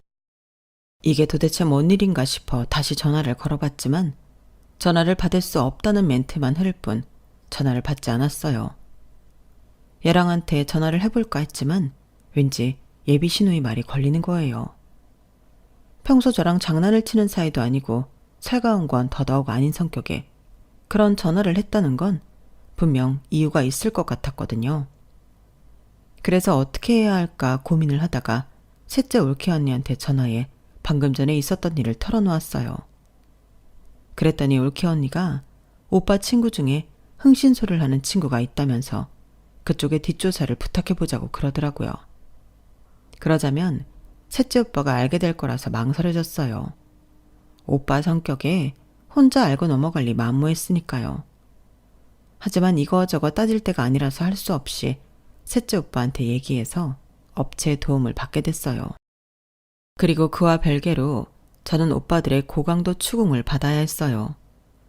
오빠들의 올케 언니들까지 한꺼번에 달려와서는 아주 난리도 아니었어요. 갑자기 찾아온 자식들 내외로 인해 뒤늦게 모든 사실을 알게 된 부모님까지 합세해 저는 새벽까지 시달려야 했어요. 오빠들은 당장 헤어지라고 난리였고 특히 셋째 오빠는 당장이라도 얘랑을 찾아가 멱살잡이라도 버릴 기세였어요. 그러자 아빠는 조사 결과가 나올 때까지는 다들 기다리라고 주의를 주셨어요. 저 역시 얘랑을 만나서도 평소와 똑같이 행동하려고 노력했어요. 그리고 한 달여쯤 지난 어느 날 셋째 오빠가 흥신소를 하는 친구를 집으로 데리고 왔어요. 가족들 앞에서 조사 보고를 하라고 말이죠. 그리고 그 결과를 듣고는 다들 경악했어요. 얘랑은 이미 2번의 결혼 경력이 있었고 2명 다 사고로 세상을 떠났다는 거예요. 100번 양보해서 거기까지는 그럴 수 있다고 해요. 문제는 2사람 모두 거액의 보험금을 남기고 죽었다지 뭐예요. 1, 2억도 아니고 10억이 넘는 거액의 보험금이었어요. 그런데 조사를 하면서 이상했던 게 전부인들 지인들이 하나같이 똑같은 소리를 했다는 거예요. 결혼 전에 시어머니가 그랬다더라고요. 시댁 들어와서 1년만 살면 아파트도 사주고 현금으로 3억을 주겠다. 그리고는 둘 다 1년을 못 채우고 사고사를 당했습니다. 첫 번째 부인은 등산을 갔다가 낙상해서 사망했고 2번째 부인은 운전 미숙으로 국도에서 가드레일을 뚫고 추락해서 사망했습니다. 2 부인 다 결혼하고 몇 달 만에 가족들은 물론 주변 지인들과 연락을 끊고 집안에서 칩거 생활을 했다고 하는데 지인들 말로는 친정 식구들이 찾아가도 시댁에서 들여보내주지 않았다고 합니다. 김원호 씨는 2 부인의 사망 후 보험금으로 27억이 넘는 돈을 수령했고요. 딱히 범행 흔적은 찾을 수 없었지만 심정적으로는 상당히 의심이 가는 상황입니다. 얘랑이 2번이나 결혼을 했었다는 사실도 놀랍지만 둘 다 결혼하고 1년도 안 돼서 사고로 세상을 떠났다는 건 더 놀라웠어요. 더군다나 2사람 모두 제가 시어머니한테 받았던 제안과 똑같은 제안을 받은 것도 섬뜩하더라고요. 그런데 오빠 친구가 덧붙여 이런 말을 하더라고요. 그런데 조사를 시작하고 얼마 뒤 김원우 씨 여동생인 김수정 씨가 경기도 용인에 있는 정신병원에 입원한 사실을 발견했습니다. 김수정 씨 역시 남편과 사별한 경력이 있는데 신기하게도 김수정 씨 역시 10억대의 사망보험금을 수령했더라고요. 남매가 배우자 사망으로 돈을 벌었다고 해도 과언이 아닐 정도로 의심스러운 부분이 있습니다. 스릴러 영화를 보는 것보다 더 살이 떨리는 조사 결과를 듣고 저를 비롯해 온 가족이 멘붕에 빠지고 말았어요. 그리고 다음 날 저는 얘랑을 만나 결혼은 없었던 일로 하자고 했어요. 더불어 헤어지자는 말도 했어요. 얘랑은 도대체 왜 그러냐고 화를 내더라고요. 혹시 수정이가 무슨 이상한 말이라도 했어? 그 말에 뜨끔하기는 했지만 일단 시치미를 뗐어요. 수정이가 자기한테 전화했었잖아. 그 말을 하는데 순간 얘랑의 눈빛이 너무 무섭게 변하는 거예요. 그래서 어떻게든 이 남자 기분이 상하지 않게 잘 헤어져야겠다고 생각했어요. 혹시라도 헤어진 이후에 해코지하러 찾아올까봐 두려웠거든요. 아, 그때 전화 온 거 말하는 거구나. 내가 화장실에 들어가 있는 바람에 엄마가 받으셨더라고. 다시 전화한다더니 안 하길래 내가 전화해봤더니 안 받더라고. 근데 자기 동생은 나를 그렇게 싫어하더니 왜 전화를 했던 거래? 안 그래도 궁금했는데 물어본다는 걸 깜빡했네. 그래? 나야 모르지. 걔가 원래 좀 엉뚱한 애라서 말이야. 근데 인경아, 네가 왜 갑자기 헤어지자고 하는지 솔직히 나는 이해가 안 가거든. 혹시 결혼 앞두고 심란해져서 그런 거라면 네 마음이 안정될 때까지 내가 기다릴게. 그러니까 헤어지자는 말은 없던 걸로 하자. 어? 결국 얘랑이 아까처럼 무서운 눈빛으로 변할까봐 두려워서 일단은 생각할 시간을 좀 달라고 했어요. 그리고 바로 다음 날부터 오빠들이 교대로 제 보디가드 역할을 했어요. 언제 돌변할지 모를 예랑에 대비해서요.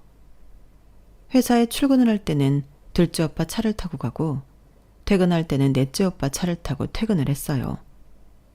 동네 마트에 갈 때는 근처에 사는 막내 오빠랑 같이 다녔고요. 오빠 5이 돌아가며 예랑으로부터 저를 떨어뜨려 놓으려고 부단히도 노력을 하더라고요. 업체로부터 조사 결과가 나올 때까지는 어쩔 수 없다면서요. 오빠들 외에도 올케들까지 한몫했어요. 제게 걸려오는 예랑과 예비 시어머니 전화를 어떻게든 가로챈 채 완벽히 차단을 해주었거든요. 아프다, 화장실에 갔다, 잔다, 술에 취해 전화를 못 받는다 등등. 한두 번이면 모를까 2-3번 이어지면 누구라도 눈치를 챌 법한 엉성한 거짓말이었지만 그래도 어떻게든 저를 보호하겠다는 마음이 보여서 저도 별말 않고 올케들 말을 따랐어요. 그러는 동안 셋째 오빠는 흥신소를 하는 친구와 함께 예비 시누이가 입원해 있다는 정신병원을 찾아가 잠입을 시도했고 그렇게 노력한 결과 예비 시누이와 만날 수 있었어요. 그리고 그동안 자신의 오빠와 엄마가 벌인 범행 일체에 대한 증거를 받을 수 있었죠. 그 증거는 고스란히 경찰에 넘겨졌고 얼마 뒤 예랑과 예비 시어머니는 경찰에 체포됐어요. 예비 시누이는 정신병원에서 나을 수 있었고요. 시누이 남편이 세상을 떠난 건 최악의 우연이 겹친 사고가 확실했어요. 그 일로 여동생이 10억이 넘는 보험금을 타게 되자 예랑은 거기서 힌트를 얻은 거예요. 배우자를 사고사로 위장해서 보험금을 타내려고 말이죠. 결국 예랑은 자신의 어머니와 짜고 아내들을 그렇게 만들 계획을 세웠어요. 당시 예랑은 고객 돈으로 몰래 주식 투자를 했다가 수억을 날려서 회사에서 잘릴 위기였고 어머님은 대출까지 받아 개발이 유력한 부지 땅을 매입했는데 개발이 엎어지면서 엄청난 손해를 본 참이었어요. 두 사람 모두 돈이 절실했던 참이라 하지 말아야 할 일에 손을 대고 만 거였죠. 예랑의 구석으로 저는 자연스레 파혼을 할 수 있었어요. 따지고 보면 이게 다 오빠들 덕분이었죠. 지구를 지키는 어떤 맨들보다도 더 저를 안전하게 지켜주는 참견쟁이 오빠들 말이에요. 어릴 때는 이런 오빠들이 귀찮고 야속하기도 했지만 큰일을 당하고 보니 오빠들의 참견이 저를 향한 사랑이자 애정 표현이라는 걸 알 수 있었어요. 이런 오빠들을 만난 건 제 인생 최고의 행운이 아니었나 생각합니다.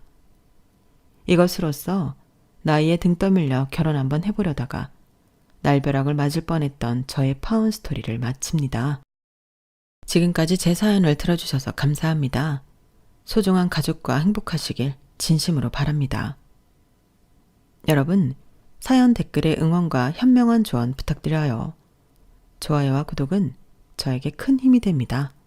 오늘도 좋은 일 가득하세요.